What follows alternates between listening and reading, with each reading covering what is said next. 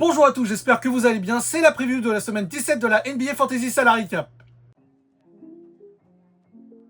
Il s'en est passé des choses sur cette semaine écoulée. Évidemment que la trade deadline va avoir un impact sur la Fantasy League, sans revenir sur tous les transferts majeurs. Je pense que les Celtics et les Cavaliers se sont renforcés pour la course au titre NBA. Le Jazz et les Wizards se sont construits une belle équipe pour la prochaine saison. En revanche, j'ai absolument rien compris à la stratégie des Bulls qui empilent les arrières. Enfin bref, pour revenir à nos moutons, la fin de semaine a été très compliquée pour beaucoup d'entre nous, managers de NBA Fantasy. Entre les blessures et les équipes qui assument pleinement le tanking, c'était difficile d'aligner un 5 majeur actif. Il y a des petits malins qui ont profité de la situation, et bravo à eux. Maintenant, il va falloir faire les bons choix pour rester au top, et je vais vous y aider à travers cette vidéo en faisant une grosse revue des effectifs. Petite info au passage, on va avoir 2 courtes semaines de compétition, car il y a le week-end du All-Star Game à Los Angeles, et après ça, les joueurs auront 3 jours de repos. Si vous aimez la vidéo, n'hésitez pas à mettre un pouce bleu. J'attire toujours votre attention sur cette nouvelle fonctionnalité de YouTube qui permet de booster une vidéo. Ça m'aiderait à gagner davantage en visibilité. Comme d'habitude, si vous voulez vous tenir au courant des prochains contenus, que ce soit du format short ou long, abonnez-vous à ma chaîne. Petit changement de format pour vous présenter les meilleurs joueurs de la semaine écoulée. Les chiffres que vous voyez en dessous des joueurs à l'écran, c'est leur moyenne de points fantasy sur les 2, 3 ou 4 derniers matchs. En bref, Jalen Johnson a été énormissime sur le plan individuel et confirme qu'il est un joueur All-Star. Isaiah Collier est le seul joueur fiable du Jazz. Il a d'ailleurs livré une énorme perf contre les Pacers en inscrivant 17 points et 22 passes. Nikola Jokic, le roi de la NBA Fantasy, est bel et bien de retour en pleine possession de ses moyens. Il est évident qu'il ne faut pas tarder à le reprendre dans son effectif. Stephen Castle a été monumental contre les Mavericks samedi. Il a inscrit un triple-double avec 40 points, 12 rebonds et 12 passes, dont 75% de réussite au tir. C'est le deuxième joueur de l'histoire à accomplir ça, car le premier étant un certain Wilt Chamberlain. Et pour finir, Kawhi Leonard a été très solide. Il est évident qu'aujourd'hui, il a une place encore plus importante au sein des Clippers, surtout après le départ de James Harden chez les Cavaliers. Voici ma revue des effectifs. Je fais ça pour vous aider à y voir plus clair avant d'utiliser la 3e wildcard. C'est vrai que j'ai oublié de le dire en introduction. Depuis ce lundi, vous avez à votre disposition la dernière wildcard qui vous permet de faire des changements illimités dans la mesure de votre plafond, évidemment. J'ai séparé mon analyse en 3 catégories. Les gars sûrs, les joueurs que vous pouvez prendre les yeux fermés. Les ponctuels, les joueurs qui ont une rentabilité correcte en fantasy et qui peuvent temporairement vous aider. C'est surtout en fonction du calendrier. Et les sleepers, les joueurs dont on n'a pas beaucoup de données mais auxquels j'y crois fortement ou qui vont bénéficier d'un temps de jeu conséquent dans cette 3e partie de saison. On commence avec les Hawks, évidemment Jalen Johnson, on le prend les yeux fermés, et Nickeil Alexander-Walker pour son prix, c'est très solide. J'ai un peu moins confiance en Dyson Daniels et Onyeka Okongwu, mais ça reste très correct. Petite piécette sur Jock Landale qui a un sacré toucher de balle et qui peut plafonner très haut sur quelques matchs. Chez les Celtics, Jaylen Brown réalise une saison d'un niveau MVP. Neemias Queta est tellement intéressant, surtout pour son prix. Concernant Derrick White, Peyton Pritchard et Nikola Vucevic, on connaît leur valeur, ils peuvent dépanner si nécessaire. On passe très vite avec les Nets. Sérieusement, qui prend des joueurs de Brooklyn? Je suis honnête, aucun ne mérite mon attention.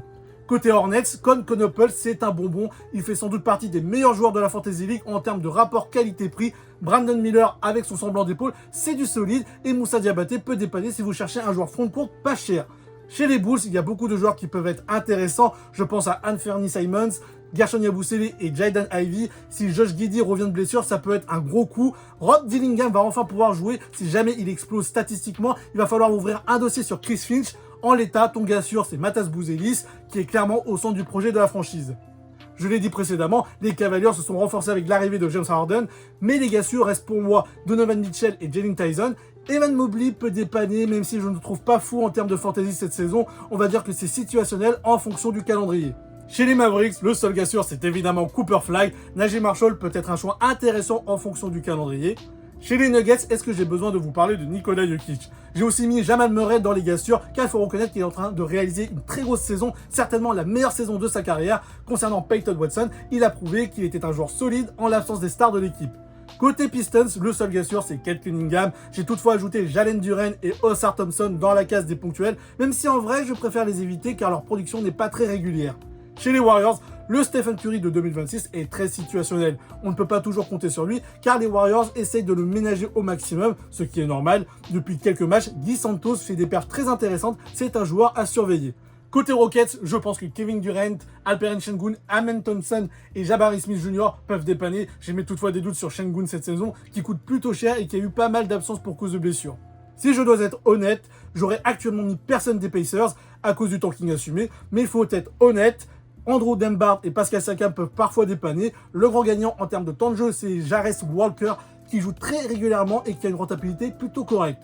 Chez les Clippers, Kawhi Leonard qui enchaîne les matchs, c'est du pain béni. Il est l'un des meilleurs joueurs front-court de cette saison. Jordan Miller s'est révélé au fil des matchs et en plus, il ne coûte pas cher. J'ai ajouté Darius Garland car je pense qu'il peut vraiment t'aider.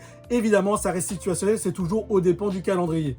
Évidemment, chez les Lakers, Luka Doncic sans les blessures, c'est du poulet braisé. LeBron James reste pertinent, mais ça reste situationnel. Et on a vu qu'Austin Reeves peut caper très haut en l'absence des deux grosses stars de l'équipe.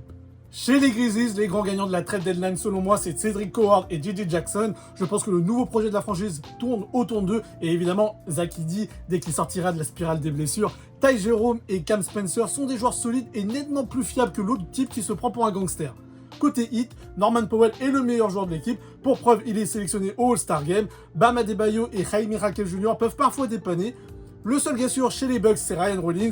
Cette saison, c'est dur de faire confiance à Giannis Antetokounmpo à cause des blessures. Et je ne vois pas comment Cam Thomas peut devenir intéressant en Fantasy League, surtout qu'il coûte plutôt cher. Chez les Timberwolves, Julius Randle est clairement le joueur le plus régulier de l'effectif, bien largement devant Anthony Edwards, Naz Reid et Jaden McDaniels.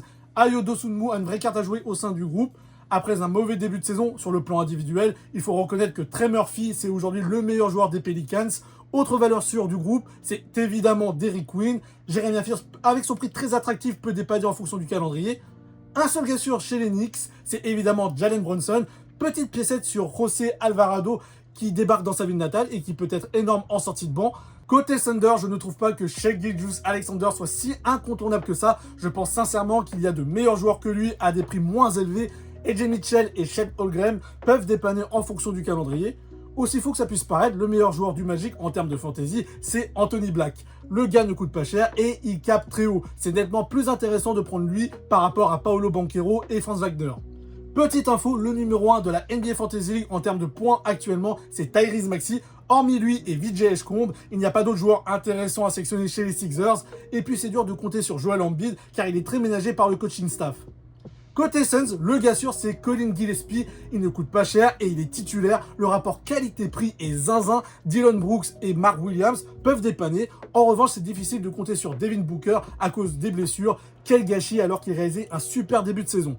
C'est dur de compter sur un joueur des Trailblazers en ce moment. Deni Avdija devrait être un gars sûr, mais avec sa blessure au dos qu'il traîne depuis plus d'un mois, il est difficile de compter sur lui. Je souligne toutefois la très bonne saison de Donovan Clingan qui peut dépanner selon le calendrier. Chez les Kings, les joueurs les plus intéressants sont Russell Westbrook et Maxime Reynaud, surtout au vu de leur prix. Il faudra surtout surveiller l'évolution de Nick Clifford qui commence à prendre du temps de jeu et Dylan Cardwell qui semble très apprécié par Doug Christie et qui vient de signer un contrat longue durée avec la franchise. Côté Spurs, ça me fait mal de mettre Victor Wembanyama dans les gars ponctuels. Le problème, c'est qu'il coûte cher et qu'il n'a pas la rentabilité d'un joueur de ce prix-là. Et puis, il a été limité une grosse partie de la saison par le coaching staff, à raison, car c'est le souhait de le voir disputer les playoffs en pleine possession de ses moyens. C'est actuellement mieux de sélectionner Stephen Castle et De'Aaron Fox, car ils sont plutôt réguliers et moins exposés aux blessures.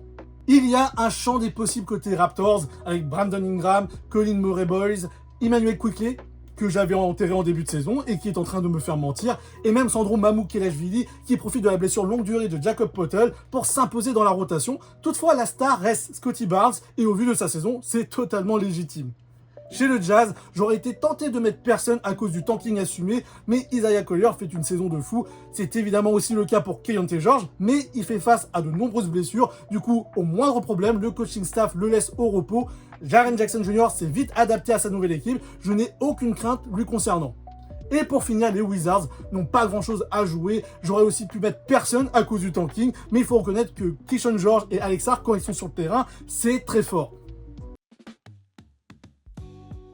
Voici le calendrier de la semaine 17. Je le rappelle, c'est une semaine de 4 jours de compétition car vendredi, c'est le début du week-end du All-Star Game à Los Angeles.